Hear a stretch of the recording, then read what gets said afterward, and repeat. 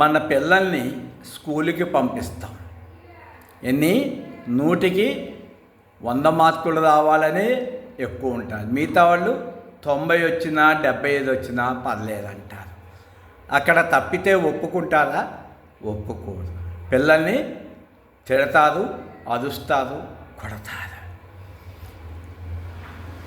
మరి నేను ఇన్ని సాధనలు చేశానంటారు. మీ మనసుకి మనశ్శాంతి చిక్కిందా? చెప్పండి. మరి ఇంతమంది గురువుల దగ్గరికి వెళ్తున్నారు, గుళ్ళకి వెళ్తున్నారు, శాస్త్రాలు చదువుతున్నారు, ధ్యానాలు చేస్తున్నారు, ప్రాణాయామాలు చేస్తున్నారు. మనశ్శాంతి దొరికిందా?